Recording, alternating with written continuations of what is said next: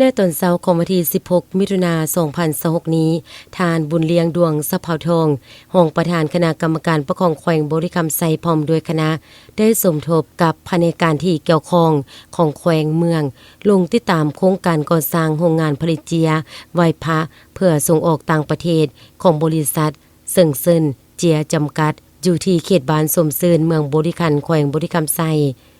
ซึ่งต่างนาคณะรับผิดชอบเวียกงานที่เกี่ยวข้องยังได้รายงานสภาพรวมโดยย่อในการจะตั้งปฏิบัติเวียกงานในด้านต่างๆให้กับท่านประธานคณะกรรมการปกครองแขวงพร้อมด้วยคณะได้รับทราบเป็นต้นแม่นจุดประสงค์ในการสร้างตั้งโรงงานแห่งดังกล่าวขึ้นการจะตั้งปฏิบัติเวียกงานในด้านต่างๆภายในโรงงานการนำเข้าวัตถุดิบขั้นตอนการผลิตการส่งออกสินค้าและบรรดาหน้าเวียกในด้านต่างๆอีกจำนวนหนึ่งพร้อมเดียวกันนั้นต่างหน้าคณะรับผิดชอบของบริษัทยังได้มีคำเสนอเวียกงานบางด้านเพื่อให้ภายในการที่เกี่ยวข้องอธิบายชี้แจงเพิ่มเติมเป็นต้นแม่นการเคลื่อนย้ายวัตถุดิบประเภทไม้ปองตามความเรียกร้องต้องการของโรงงาน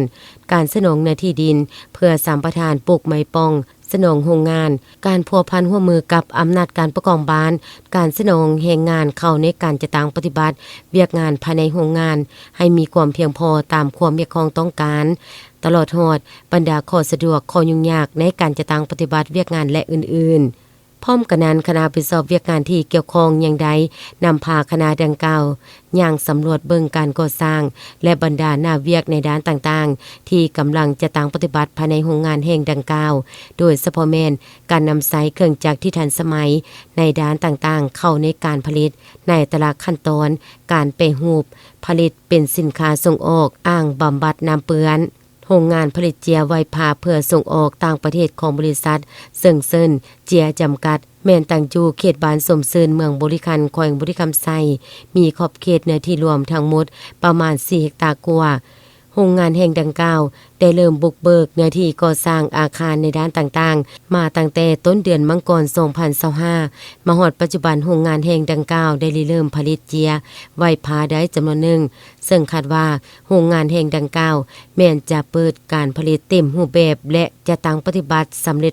100%เปิดนำใช้อย่างเป็นทางการเพื่อผลิตสินค้าส่งออกต่างประเทศในต้นเดือนตุลาคม2026ที่จะมาถึง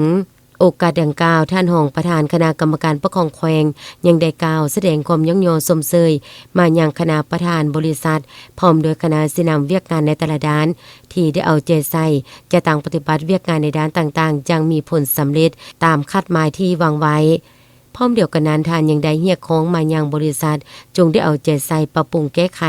รูปแบบการก่อสร้างบางด้านของโครงการให้มีความถูกต้องสอดคล้องตามเทคนิควิธีการขึ้นใหม่เพื่อหลีกเลี่ยงผลกระทบที่อาจจะเกิดขึ้นในต่อหน้า